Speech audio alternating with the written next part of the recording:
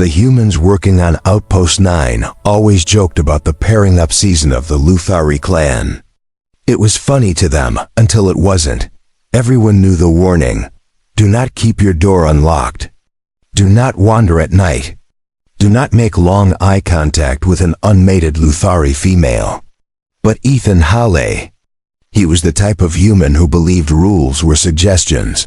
He had been on the alien moon for only 3 weeks, busy repairing damaged scanners and building new power lines.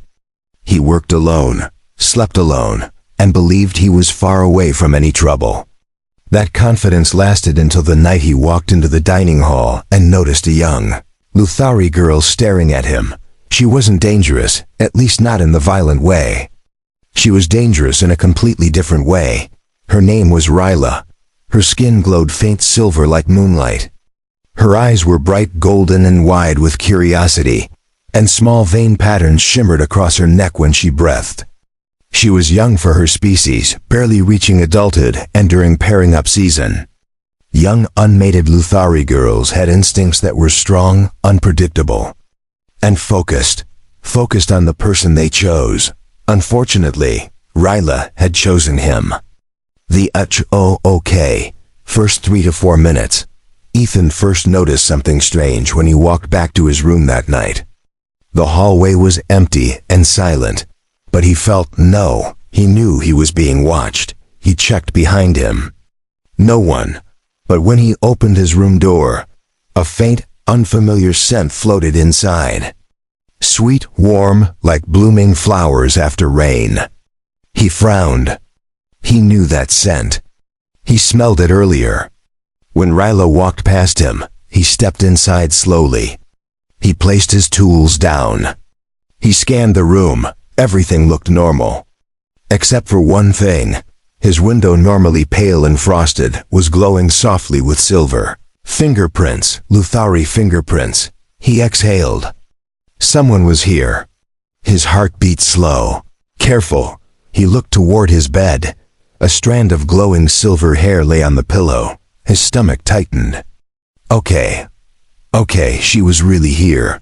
But Ethan tried to calm himself. Maybe she just peeked. Maybe she was curious. Maybe she wouldn't come back. He locked the window. He checked behind the curtains. He checked under the bed. He checked the closet. Empty. He sighed, relieved. Finally, he lay down to sleep. He stared at the ceiling, telling himself he was okay. That she'd gotten bored and left. But he made one mistake. He forgot to lock the door. The midnight visate. The night fell silent. No wind, no footsteps outside. Only the quiet hum of the outpost walls. Ethan slept lightly, half aware, half tired. Then click. A soft noise.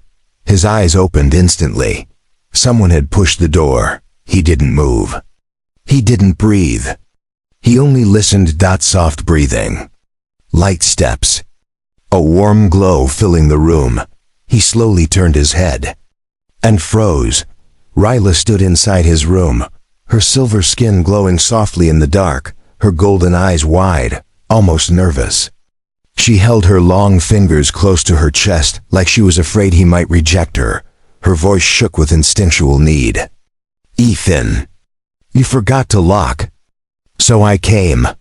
He sat up slowly. Ryla, you shouldn't be here.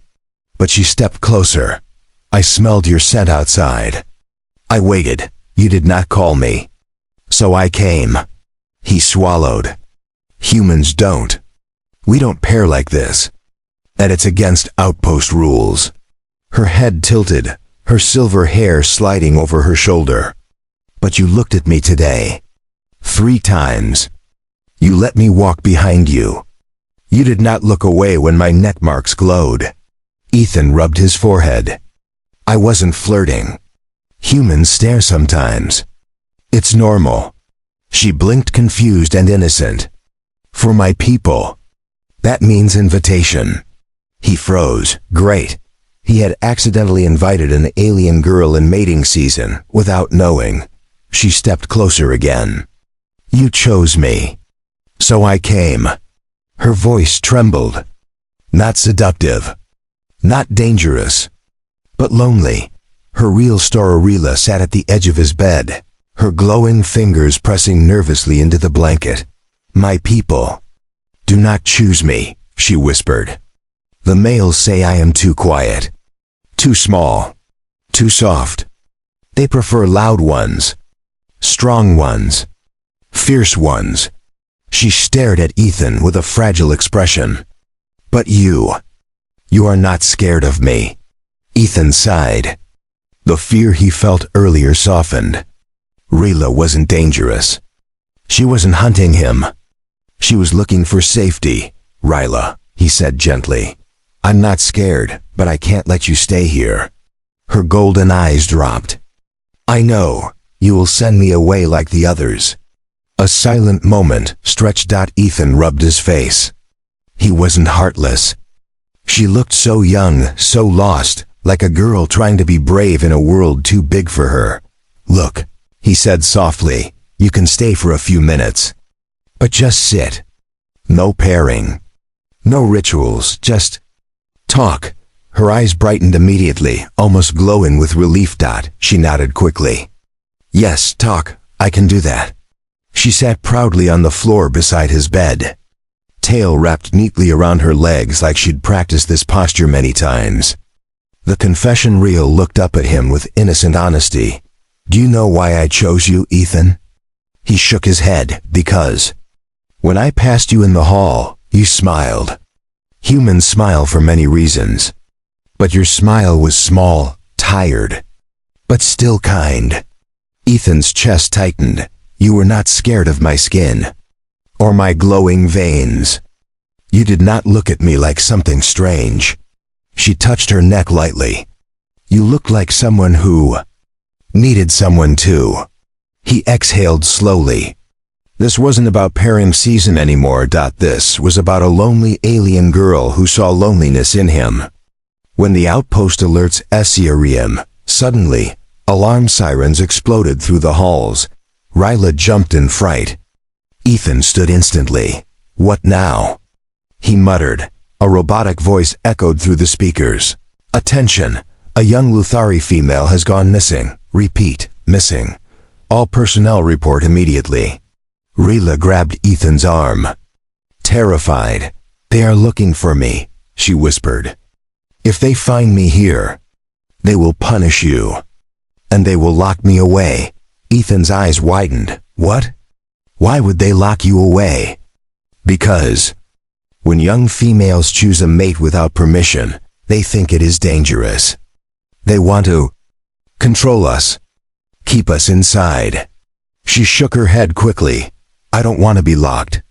I don't want them to take me. Her body trembled involuntarily. Instinct, fear, desperation. She wasn't hunting him. She was running to him, running for safety. Ethan made a fast decision. Rila, get in the closet, now. She blinked. You will hide me? I'll hide you, hurry. She rushed in. He closed the door quietly just as loud. Footsteps approached. The door to his room burst open. 2 guards stepped inside.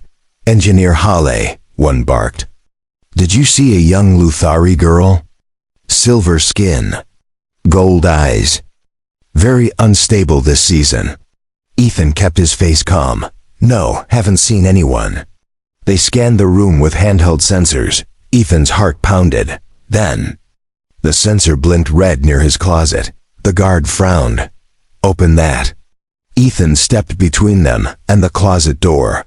You want to accuse a human without proof? That's against treaty law. The guards exchanged looks. Humans were powerful allies. Accusing one without evidence was dangerous politically. Finally, one nodded. We will search the next rooms. But if we find she came here, you will answer. They left. Ethan locked the door behind them and exhaled hard. He opened the closet. Rila fell out onto him shaking. Breath fast. You saved me. He held her gently so she wouldn't collapse. Calm down. It's okay. She looked up at him with glowing eyes full of trust, full of something deeper. You saved me, she whispered again. So, in my culture, That means what? That I belong to you now. Ethan froze. Oh no. Raylan nodded firmly, tail curling around him instinctively. Yes, you forgot to lock the door. And now I cannot leave. Her voice was soft, final, innocent, and terrifyingly sincere. You are my chosen human. And before Ethan could protest, she slid her glowing hand into his not seductive, not aggressive, just claiming him with pure, childlike certainty. And Ethan realized his real problem had only just begun.